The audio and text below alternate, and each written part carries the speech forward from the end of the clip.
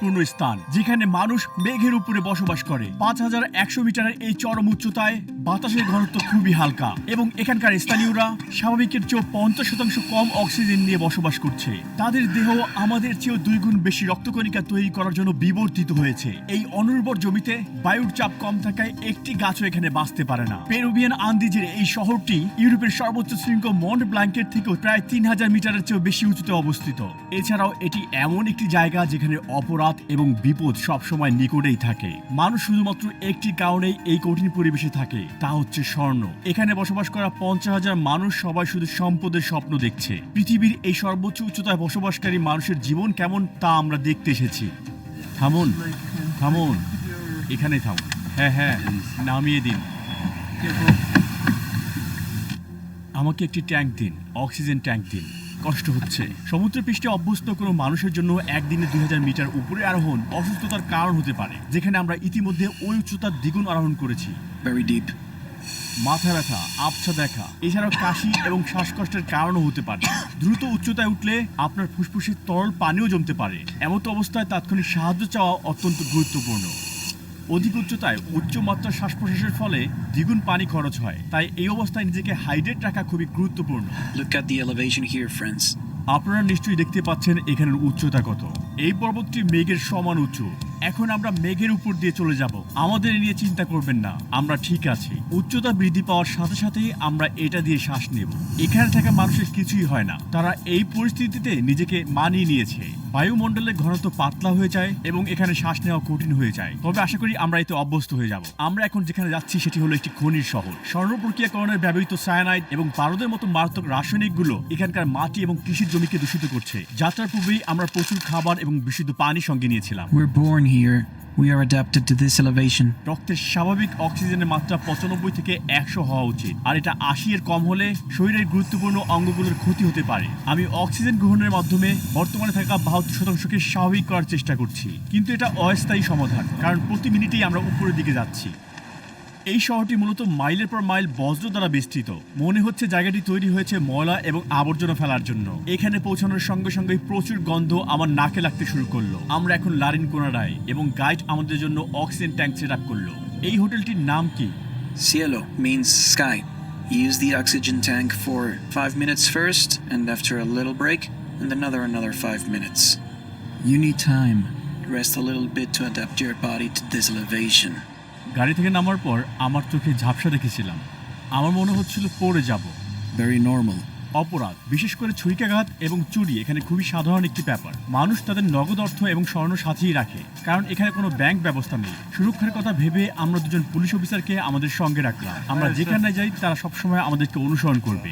Hello, অনেক ধন্যবাদ। Marco আমাদের কোকো পাতার দোকানে নিয়ে যায়, কারণ মনে করা হয় এটি আমাদেরকে সুস্থ রাখবে। এটি একটি ঐতিহ্যগত অভ্যাস। And also coca lips, sir. Coca lips. তারা উচ্চতার অসুস্থতার প্রতিকার হিসেবে এটি ব্যবহার করে থাকে।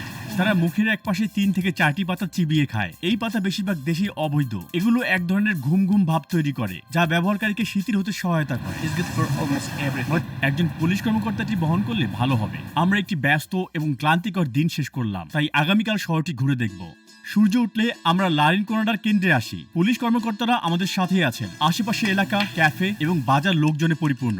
যদিও মাত্রই ঘুম থেকে উঠেছি, কিন্তু আমার শরীর অনেক ক্লান্ত। মনে হচ্ছে বেশ কয়েকদিন আমি বিশ্রাম নেইনি। মাথা ঘোরা এবং বমিভাব নিয়ে আমার হাঁটতে খুব কষ্ট হচ্ছে। আর্দ্র বাতাস আমার গলা ব্যথা এবং ঠোঁট ফাটা বাড়াচ্ছে। সূর্যের আলো বাড়তে লাগলো এবং রাস্তার পাশের আবর্জনা আমাদের দৃশ্যমান হলো। যদিও এখন গ্রীষ্মকাল, তবুও এখানকার ভূমি হিমায়িত। এখানে রাতের তাপমাত্রা -10 ডিগ্রি সেলসিয়াসে নেমে যায়। এখানে মানুষ বিদ্যুৎ এবং গরম ছাড়াই ধাতব খুপড়িতে বসবাস করে এবং এসব বাড়িতে কোনো রান্নাঘর এবং বাথরুম নেই, এবং হাজারো মানুষকে ব্যক্তিগত প্রয়োজনে এই পাবলিক টয়লেট এবং গোসলখানা ব্যবহার করতে হয়। উপরে থাকা মাকড়সা জালের মতো এই পাইপ উপর থেকে শহরের কেন্দ্রে জল বহন করে। আমাদের সাথে সাক্ষাৎ হওয়া কেউ এখানকার স্থানীয় বাসিন্দা নয়। তাদের বেশিরভাগই খনি থেকে সম্পদ খোঁজার স্বপ্ন নিয়ে পেরুর অঞ্চল থেকে এখানে এসেছে। 2001 থেকে 2012 সালের মধ্যে সোনার দাম 6 গুণ বৃদ্ধি পেয়েছে, আর সঙ্গে সঙ্গে এই এলাকার জনসংখ্যাও বৃদ্ধি পেয়েছে। তবে এই বসবাসকারী 50,000 মানুষের জীবনের পরিস্থিতি খুবই নির্মম। কিন্তু এই ক্রমবর্ধমান জনসংখ্যার উপযোগী কোনো অবকাঠামো গড়ে তোলার জন্য কোনো উদ্যোগ এখানে নেই। প্রতিদিন হাজার হাজার মানুষ রাস্তার উপরে তাদের ব্যবহার করা আবর্জনা ফেলে দিচ্ছে। এগুলো দেখার এখানে কেউ নেই। সবাই নিজের মতো চলছে এখানে। সবচেয়ে ভয়ঙ্কর সমস্যা হলো পয়ঃনিষ্কাশন ব্যবস্থার অভাব। ময়লা পানি সবার সামনেই রাস্তার উপর দিয়ে বইছে। এই ফুটবল মাঠে থাকা ঘাসগুলো বাস্তব নয়, এগুলোকে কৃত্রিমভাবে বানানো হয়েছে, কারণ এখানে কোনো ধরনের গাছপালা এই উচ্চতায় বাঁচতে পারে না। শহরটি লাবালা দুরমিন্টে নামক এক পাহাড়ের চারপাশে অবস্থিত। এর অর্থ sleeping beauty. Can you see here the face and the body? It's a lady. She's sleeping here. The shape of the mountain. শহরটি তার বিশৃঙ্খল ধূসর কাঠামো নিয়ে আকাশে মিশে গেছে। প্রতিদিন সকালে শ্রমিকরা খনিতে পৌঁছানোর জন্য পায়ে হেঁটেই কয়েক কিলোমিটার পথ পাড়ি দেয়। বিপজ্জনক গ্যাসে ভরা এই টানেলের ভিতরে কাজের পরিবেশ অত্যন্ত কঠিন। এই শহরটিকে দ্য ডেভিলস প্যারাডাইসও বলা হয়, কারণ এটি এমন একটি শহর যা অবৈধ কোম্পানিগুলো দ্বারা শাসিত। সুড়ঙ্গের কাছাকাছি এমন কিছু চিহ্ন রয়েছে যেখানে অনুমতি ছাড়া প্রবেশ করলে গুলি করার নির্দেশ দেওয়া হয়। যাই ঘটুক না কেন, আমরা ভিতরে প্রবেশের জন্য প্রতিজ্ঞাবদ্ধ। Well, we'll try to see how they work. Our friends, they said, probably we can get very close. Can you see the lady there? ওই মহিলা Yeah, she's a lady up there. অবশিষ্ট থাকা জিনিস সংগ্রহ করছে। Yes. নারীদের খনিতে কাজ করা নিষিদ্ধ।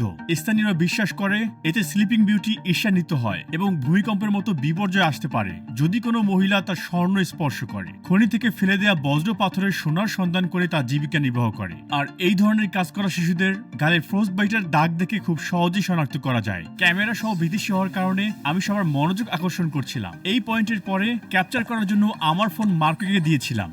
শুকনো ফুল ফল এবং অ্যালকোহলের বোতল দিয়ে সজ্জিত খনির স্থানের কাছাকাছি এই মূর্তিগুলো পাহাড়ের দেবতাদের প্রতিনিধিত্ব করে। শ্রমিকরা দুর্ঘটনা থেকে সুরক্ষা পেতে এবং সোনার সন্তানের সাফল্য পেতে প্রার্থনা করতে এখানে আসে।